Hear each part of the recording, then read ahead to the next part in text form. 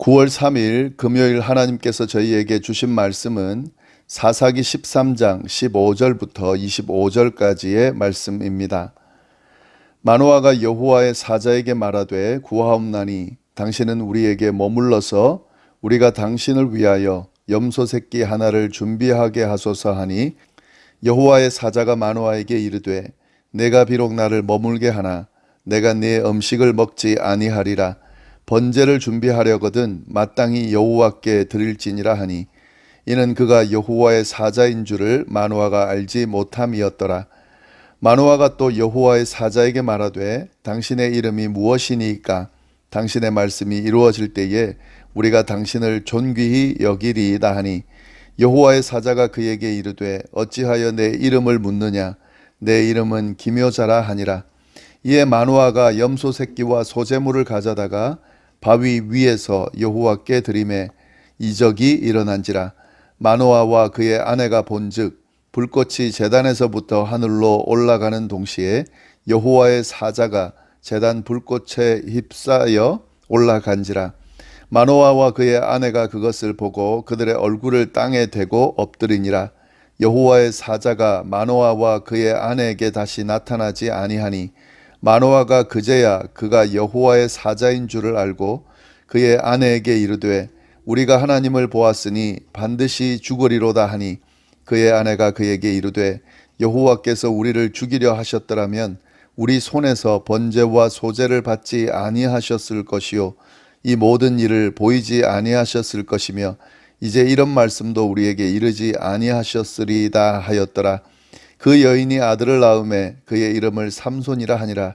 그 아이가 자라매 여호와께서 그에게 복을 주시더니 소라와 에스다올 사이 마하네단에서 여호와의 영이 그를 움직이기 시작하셨더라. 아멘. 네, 저희는 삼손이 태어나기 전 과정에 대해서 나누고 있습니다.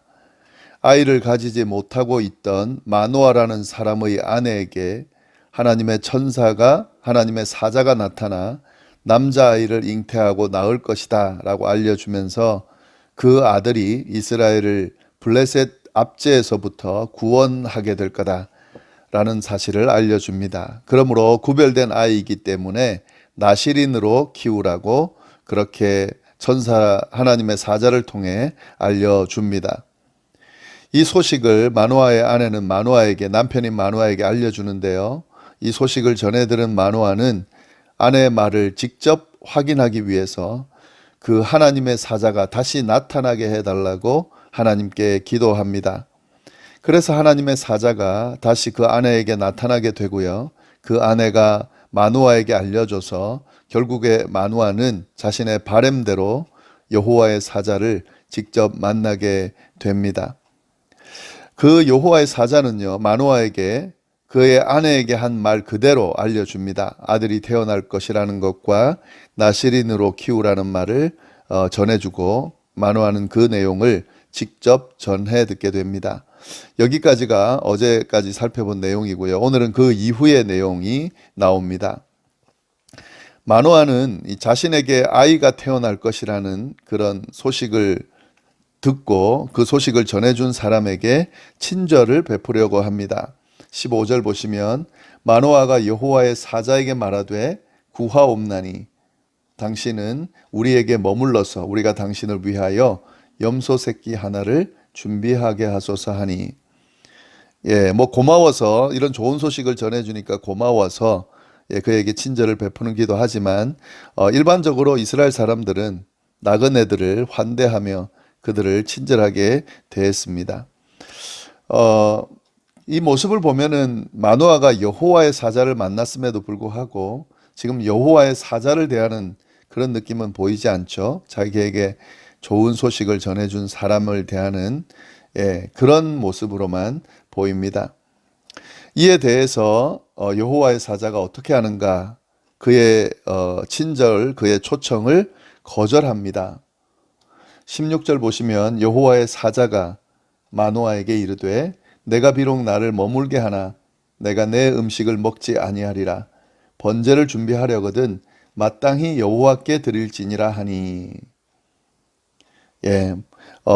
마노아가 같이 머물고 그리고 당신을 위하여 염소 새끼 하나를 준비하겠습니다. 그렇게 하게 해주십시오. 그랬더니 이 하나님의 사자가 필요 없다.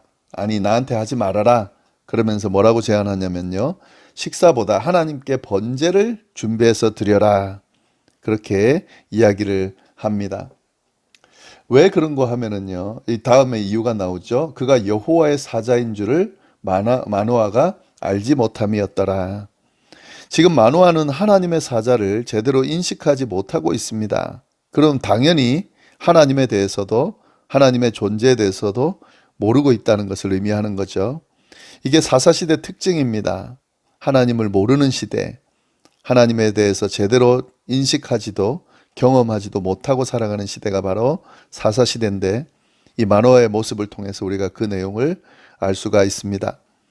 그리고 또 한 가지 더는 이 하나님의 사자가 이렇게 이야기하는 이유는요. 지금 모습 하나님을 모르고 하나님을 제대로 인식하지 못하는 상태에서는 하나님과 교제할 수가 없습니다. 그래서 먼저 번제를 드리라고 하나님께 번제를 드리라고 그렇게 이야기를 하는 거죠. 하나님과의 관계가 맺어지지 않은 상태에서 여호와의 사자와의 교제할 수도 없는 거죠. 여호와의 사자라는 것은 여호와를 대신하는 사람인데, 그래서 먼저 번제를 드리라고, 그것도 하나님 앞에 먼저 번제를 드리라고. 그래서 하나님과 교제할 수 있는 하나님과의 관계를 먼저 세우라고 지금 이야기하고 있는 거죠. 이 부분 참 중요합니다. 하나님과 교제하기 위해서 먼저 하나님과의 관계가 제대로 세워져야 합니다. 하나님과의 관계가 세워지지 않은 상태에서는 하나님과 교제할 수가 없습니다. 오늘날도 마찬가지죠. 하나님과 교제하는 방법은 예수 그리스도를 통해 구원을 받고 하나님과의 관계가 제대로 세워져야 가능하다 하는 거죠. 예수 믿는 과정도 마찬가지입니다. 하나님과의 관계가 제대로 세워져 있지 않은 상태, 그 상태에서는 하나님과 바로 교제할 수가 없습니다. 여호와의 사자가 이 내용을 자세하게 지금 알려주고요. 이제 또 마노아가 그 다음에 17절 보시면은 이름을 물어봐요. 마노아가 또 여호와의 사자에게 말하되 당신의 이름이 무엇이니까 당신의 말씀이 이루어질 때에 우리가 당신을 존귀히 여기리이다. 언뜻 보면은 굉장히 존중하면서 여호와의 사자를 대하는 것 같지만 이것도 마찬가지죠. 하나님에 대해서 전혀 경험해 보지도 또 알지도 못하니까 하나님의 사자를 경험한 적도 없으니까 이렇게 이름을 물어보는 거죠. 참 안타깝습니다. 이스라엘 백성은 하나님의 백성이고 하나님과 교제해 오던 백성들인데 그의 후손인 마노아가 하나님에 대해서도 하나님의 사자에 대해서도 모르고 있고 도리어 그의 이름을 물어보고 있다.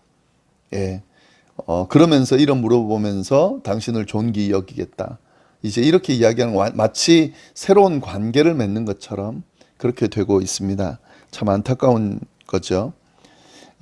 마노아는 그에게 이름을 알려줍니다. 그러나 책망하면서 알려줘요. 18절 여호와의 사자가 그에게 이르되 어찌하여 내 이름을 묻느냐. 어찌하여 내 이름을 모르느냐 하는 그런 의미로도 우리가 볼 수가 있어요.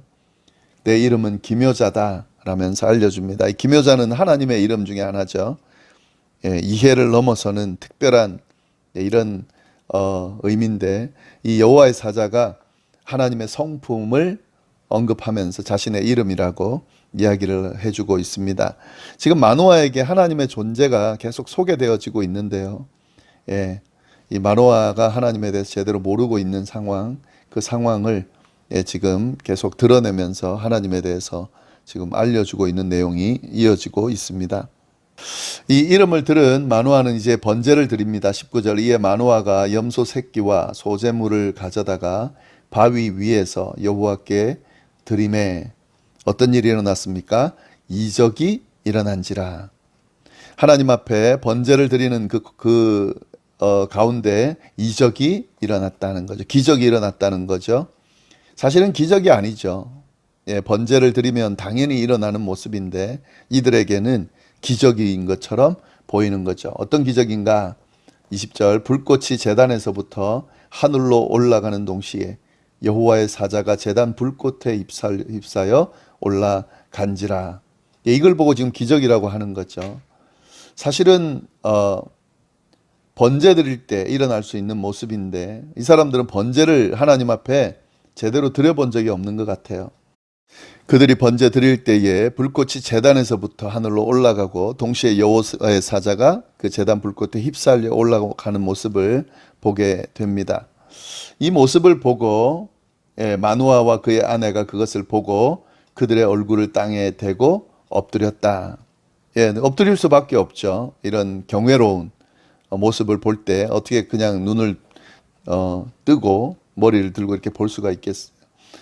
그 놀라움에 그들은 얼굴을 땅에 대고 엎드립니다. 그리고 마누아가 뭐라고 그러냐, 21절 여호와의 사자가 마누아와 그의 아내에게 다시 나타나지 아니하니, 이제 완전히 올라갔죠. 마누아가 그제야 그가 여호와의 사자인 줄 알았다. 여호와의 사자를 만나서 대화까지 하고 있는데도 몰랐어요. 가고 나니까 알았다. 이 아이러니죠. 그러면서 이제 하나님을 제대로, 하나님의 존재, 하나님의 사자를 알고 난 뒤에 22절 뭐라고 반응하냐면 그의 아내에게 이르되 우리가 하나님을 보았으니 반드시 죽으리로다 하니, 정말 하나님에 대한 무지가 있는 겁니다. 물론 하나님을 보면 죽습니다. 이건 틀린 말은 아닌데요. 지금 이 하나님을 보면 죽는다는 것은 하나님이 친히 만나시고 또 하나님과 교제하는 사람에겐 적용되는 것이 아니에요. 그런데 지금 이 마누아가 물론 하나님에 대해서 경험해 본 적이 없으니까 이런 반응을 할 수밖에 없는 거죠. 근데 마누아의 아내는 정확하게 논리적으로 그 상황을 보고 마누아에게 이야기해 줍니다. 그의 아내가 그에게 이르되 여호와께서 우리를 죽이려 하셨다면 우리 손에서 번제와 소제를 받지 아니하셨을 것이요. 지금 이거는 누가 봐도 번제를 하나님이 받으시는 거거든요. 근데 만약에 죽이려 하셨다면은 받지 아니했을 거라는 거죠. 그리고 모든 일을 보이지도 않으셨을 것이다. 하나님이 우리를 죽이려 했다면 이런 일들 보이지도 않으셨을 것이다. 그리고 이런 말씀도 우리에게 이르지 아니하셨으리이다. 너무 정확하게 이야기하죠. 이 마누아의 아내는 하나님에 대한 인지가 있었던 것 같아요. 그리고 이 상황들을 제대로 보고 이야기하고 있습니다. 이런 상황 가운데에서도 하나님께서 그들에게 나타나시고 말씀해 주신다. 이런 무지한 상황에서도 이건 하나님의 은혜죠. 하나님이 아직도 이스라엘을 버리지 않으셨다는 그런 사실을 드러내고 있습니다. 이제 삼손의 이야기가 나옵니다. 24절 그 여인이 아들을 낳음에 그의 이름을 삼손이라 하니라. 그 아이가 자라매 여호와께서 그에게 복을 주시더니 소라와 에스다올 사이 마하네단에서 여호와의 영이 그를 움직이기 시작하셨더라. 삼손이 이런 과정, 이 수태고지와 또 이런 과정들을 통해서 태어납니다. 이건 하나님의 계획이고 하나님의 섭리, 약속 가운데 이루어지는 그런 내용입니다. 그리고 이 삼손은 하나님께서 복을 주신 아이고, 그리고 결국 하나님의 영이 그를 움직이기 시작하면서 이스라엘을 구원한 역할을 하게 한다. 이제 이후에 14장부터 이 삼손의 이야기가 나타나게 됩니다. 오늘 말씀을 쭉 보면서 이 하나님의 무지, 하나님에 대해서 모르는 이 하나님의 백성의 모습이 얼마나 안타까운 모습인지를 우리가 볼 수 있고요. 그럼에도 불구하고 하나님께서 그들을 버리지 않으시고 만나시며 또 말씀하시며 하나님의 계획대로 이끌어 가시는 모습을 보면서 하나님의 은혜와 사랑이 참 크다 하는 사실을 우리가 볼 수가 있습니다. 이 은혜와 사랑을 잘 돌아보면 좋겠고요. 이 은혜와 사랑이 우리에게도 동일하게 임하고 있다는 사실을 우리는 제대로 알고 제대로 경험하는 그런 삶을 살아가면 좋겠습니다. 기도하겠습니다. 하나님 아버지, 귀한 날을 주셔서 감사합니다. 오늘 하루 의미 있게 하나님과 동행하면서 잘 보내게 하시되, 특별히 오늘도 하나님의 은혜와 사랑이 오늘 하루도 부어질 텐데 그 사랑을 잘 깨달으면서 누리면서 경험하면서 그렇게 살아갈 수 있도록 인도하여 주옵소서. 함께하여 주시리라 믿고 예수님의 이름으로 기도드립니다. 아멘.